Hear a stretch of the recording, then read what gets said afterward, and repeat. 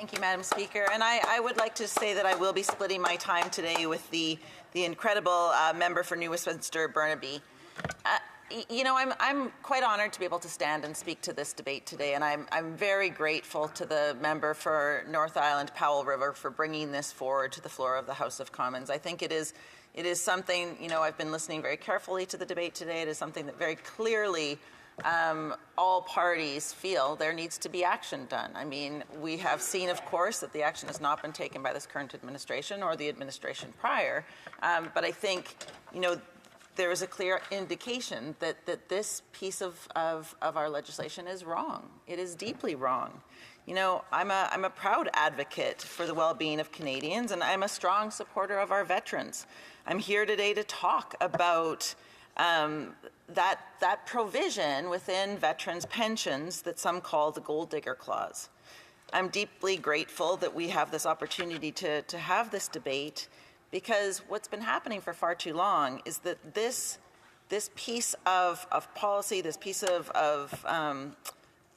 how we deal with veterans is cruel. It's unjust. And for too many veterans and too many veterans' families, it means financial insecurity, it means unfair restrictions and unnecessary hardship. So to give you a little bit of a sense of what is the Gold Digger Clause, in Canada, the Gold Digger Clause refers to the rule that denies spousal benefits to any surviving spouse who marries a veteran after the veteran turns 60. Now, this provision applies to all veterans, but it's extraordinarily discriminatory. You know, it assumes that there is ulterior motives to marriage, that those marriages are not based on love and partnership and are genuine marriages. That is absolutely an appalling thing to be saying to our veterans. It punishes honest, committed relationships. It disregards the rights and dignity of both veterans and their partners. Obviously, this is very misogynistic as well when you consider that this disproportionately impacts seniors who are women. You know, the group of seniors that we know are already amongst the most vulnerable, that we know are already discriminated against, that already will find life more unaffordable. And this is one more way that we are making lives more difficult for women seniors, and that's appalling, and it needs to be fixed as fast as possible. This discriminatory and outdated policy has real and harmful impacts. So many of the veterans remarry later in life. We've heard about that from many of our colleagues today in the House, seeking love and companionship after years of service, but their spouses are denied that financial support simply because of an outdated and old rule. It's not about protecting pensions from exploitation. It's about denying help to families who need them. And the reality is that many of these spouses dedicate their lives to caring for veterans, often making personal sacrifices along the way. They act as caregivers, as advocates, and as companions.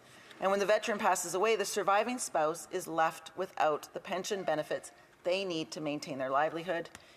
Obviously a situation that is unjust and needs to be avoided. I want to tell you a personal story. My grandfather was a veteran. His name was Albert Burt McCoy. He was a gunner in the Second World War. I've told this story in the House before. He was shot down over Belgium. He lived in the underground for 2 years. It took 2 years for him to come back to my mother and to my grandmother. Sadly, my grandmother passed away, and my grandfather remarried. He remarried Dorothy later in life. And my grandfather, at the end of his life, had dementia. He had a number of health issues. He was in his late 80s when he passed away. And Dorothy cared for him and provided the love and the companionship and the care that my grandfather deserved. So when I think of this legislation, I don't just think about, you know, random policies that we need to fix. I think about my grandfather. I think about how at the end of his days, as he was suffering from dementia, as he was reliving those moments that he had spent during the war, it was Dorothy that cared for him. It was Dorothy that made sure that he was loved and he was given that companionship.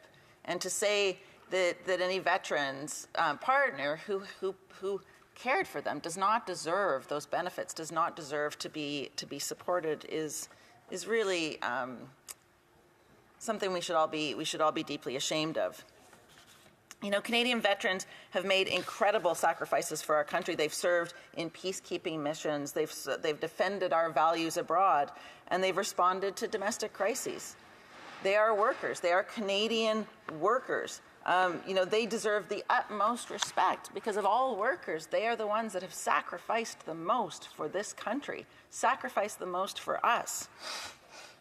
And yet the gold digger clause sends a message that we don't trust their personal decisions, that we don't value their loved ones, that we don't value their families.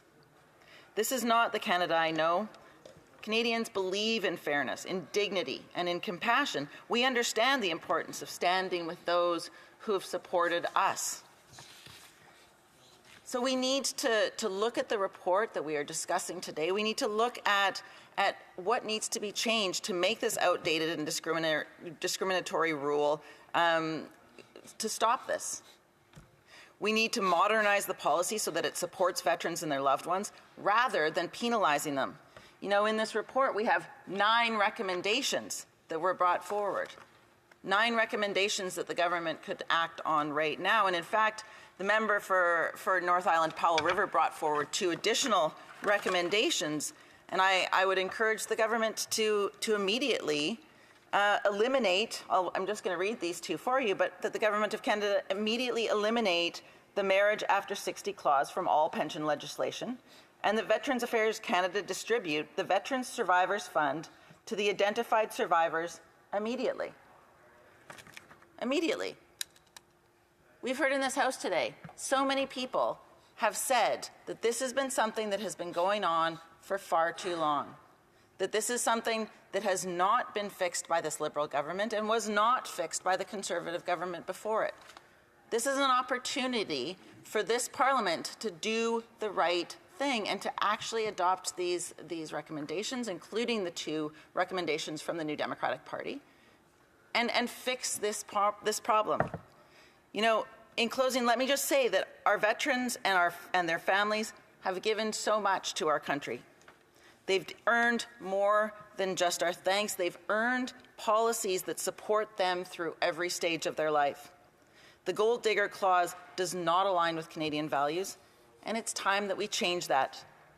Let's work together to build a system that truly supports our veterans and their families, a system that is based on fairness, justice, compassion, and respect. Thank you very much, Madam Speaker.